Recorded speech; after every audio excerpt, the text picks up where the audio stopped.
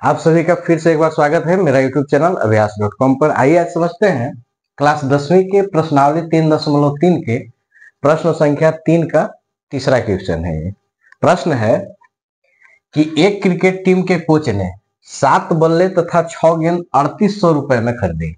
बाद में उसने 3 बल्ले तथा 5 गेंद 1750 रुपए में खरीदी। तो प्रत्येक बल्ले और प्रत्येक गेंद का मूल्य ज्ञात करना है। मतलब कि कोई क्रिकेट टीम का कोच है और उसने 7 बल्ला मतलब 7 गो बैट और 6 गेंद 3800 रुपए में खरीदा। ठीक है, ये पता नहीं है कि एक बल्ले का कीमत क्या है और एक बल्ले का कीमत क्या है, लेकिन दोनों का मूल्य है 3800 रुपया। 7 बल्ले 6 गेंद। ठीक, फिर उसी दुकान से उन्होंने 3 बल्ले और 5 गेंद 1750 रुपए में खरीदी। तो यह बताना है कि एक बल्ले का कीमत क्या होगा और एक गेंद का कीमत क्या होगा। तो आइए इसको हम लोग सॉल्व करते हैं कि सॉल्व कैसे होगा। देखिए, मान लेंगे माना कि एक बल्ले की कीमत, बल्ले मतलब बैट, एक बल्ले की कीमत 100 रुपया है तथा एक गेंद की कीमत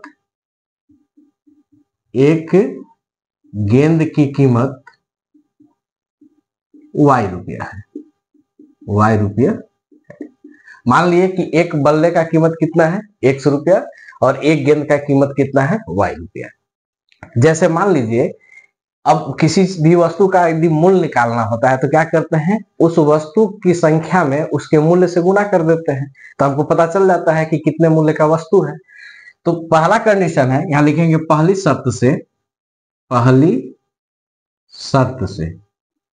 पहली शर्त क्या है कि एक क्रिकेट टीम के कोच ने 7 बल्ले, कितने बल्ले 7 बल्ले, और एक बल्ले का कीमत हमने कितना माना है x, तो 7 में 1 से गुणा कर देंगे यानी कि 7x प्लस, और क्या खरीदा है 6 गेंद, तो 6, और एक गेंद का कीमत है y रुपया, तो y से गुणा कर देंगे तो 6y, और यह दोनों मिला के कितना रुपया वो दिए 3800 रुपए दिए। ये हो गया समीकरण 1। ठीक हो गया।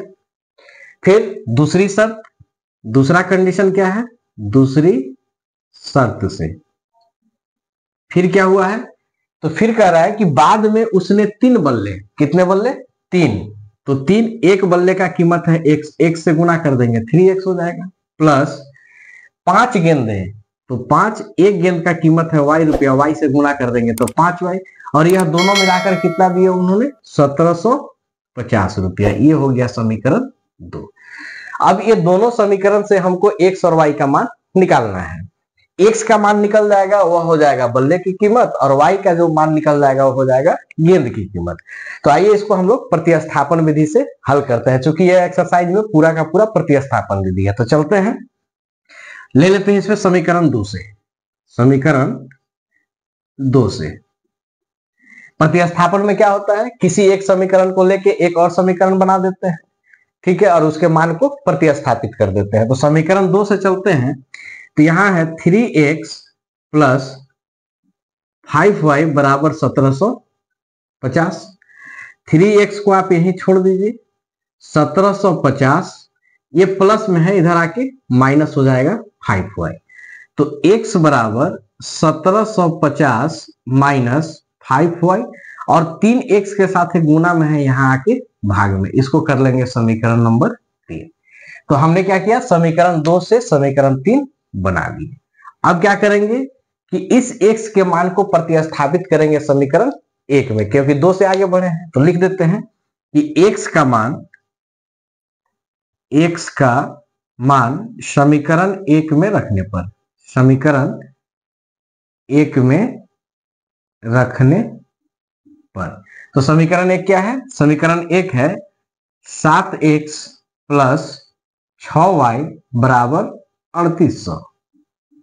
अब इसमें क्या करना है कि जहां आपको x दिखाई दे रहा है उस x के जगह पे टोटल मान रखेंगे, मतलब 1750 माइनस 5y बटा 3, तो रख देते हैं, 7 का 7 ब्रैकेट लगा लेते हैं, यहां हो जाएगा 1750 माइनस 5y और बट्टा में 3 ब्रैकेट बंद, प्लस 6y का 6y और बराबर में 3800। ठीक हो गया। अब क्या करना है इसके आगे, अब इस 7 से गुना कर लीजिए आप ऊपर ऊपर, तो 7 से चलिए गुना करते हैं, 0 का 0, 7 पचे 35 के 5 3, 7 सते 49 और 3 52 के 2 5, 7 एकम 7 और 5 12, यानी कि 12,250।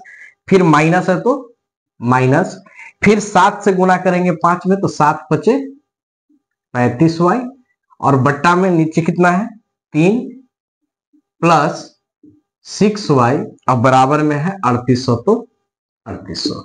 अब यहां से देखिए बहुत ज्यादा बच्चे यही गलती करते हैं, क्या करते हैं कि डायरेक्ट इस 3 को साइड में चेंज करके यहाँ भाग में है तो गुना कर लेते हैं। तो ये समझना है आपको कि इसके बाद भी एक प्लस है, तो इसके बटा में 3 नहीं है, अभी इसके बटा में कितना है 1। तब क्या करना होगा, आप दोनों का एलसीएम ले लीजिएगा, तो सबका बट्टा में 3 हो जाएगा, और जब सबका बट्टा में 3 हो जाएगा तो साइड चेंज करेंगे, तो यहाँ बट्टा में है वहां गुना में हो जाएगा। ठीक है, तो चलिए यहाँ एलसीएम लेंगे तो कितना एलसीएम हो जाएगा 3, ये हो जाएगा आपका 12,250 माइनस 35y प्लस 1 से 3 में भाग लगाएंगे तो 3, और 3 से 6 में गुना करेंगे तो 36 18y और बराबर में 3800। ठीक हो गया। अब यहाँ कुछ नहीं है तो बटा में 1 कर लीजिए, और 1 करने के बाद क्रॉस मल्टीप्लाई कर लीजिए। ठीक है, तो ये हो जाएगा आपका 12,250। अब यहाँ देखिए ये माइनस में है, ये प्लस में घटेगा, और बड़ी संख्या के पीछे माइनस है तो माइनस लगा दीजिए। अब घटा दीजिए, 15 में से 8 जाएगा तो 7, और 2 में से 1 जाएगा तो 1, 17 होगा, और बराबर। अब यानी कि इसमें 1 से अगर गुना करेंगे सब में तो वही आ जाएगा, और यहाँ 3 है, 3 से इसमें गुना कर दीजिए तो 0 0, 8 तरीके 24, 3 तरीके 9 और 2 11, 11,400 इधर आइए। अब ये माइनस 17y का माइनस 17y, 11,400 जैसे है वैसे, यहाँ ये प्लस में है, इधर आके माइनस में हो जाएगा 12,250। अब माइनस 17y बराबर, अब क्या करेंगे घटाएंगे, क्योंकि एक प्लस है और एक माइनस, और यहाँ देख रहे हैं कि बड़ी संख्या के पीछे माइनस है तो हमको माइनस पहले लगा लेना होगा। अब घटाइए, 0 से 0, 5 नीचे 0 है तो 5, यहाँ 2 है, 12 में से 4 जाएगा तो 8, 1 में से 1 जाएगा 0, 1 में से 1 जाएगा 0, यानी कितना आ गया माइनस 850। ये माइनस से माइनस कैंसिल हो गया, तो y बराबर हो जाएगा 850, इसके साथ एक गुना में है यहाँ के भाग में, 17 पचे 85 0, y का मान कितना आ गया 50, यानी कि हमको एक चर का मान प्राप्त हो गया। ठीक है, अब इस y के मान को किस में प्रतिस्थापित करना है, समीकरण 3 में। तो चलिए यहां से सोल्व करते हैं, इसको लिखते हैं कि y का मान समीकरण 3 में रखने पर, समीकरण 3 में रखने पर, तो समीकरण 3 क्या है, समीकरण 3 है x बराबर 1750 माइनस 5y और बट्टे में 3। जो समीकरण 3 था समीकरण 3 रख दी। अब क्या करेंगे, इस समीकरण में जहां y है, यहां देख पा रहे हैं कि y है, इस y के जगह पे कितना मान रखना है 50 रख दीजिए। तो x बराबर 1750 माइनस 5, 5 और y के बीच में कोई चिन्ह नहीं है, यानी कि संबंध गुना का हो जाएगा।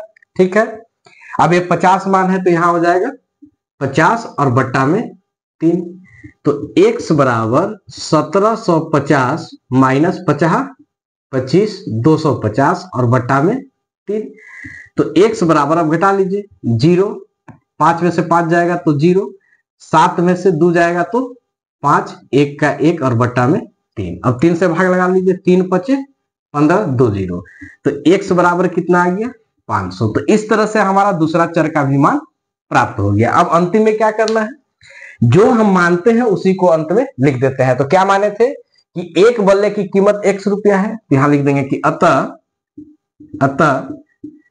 एक बल्ले की कीमत, एक बल्ले की कीमत x, और x का मान कितना आ गया 500 रुपया, और एक गेंद की कीमत, एक गेंद की कीमत, तो गेंद की कीमत तो y था, तो y का मान कितना आ गया 50 रुपया।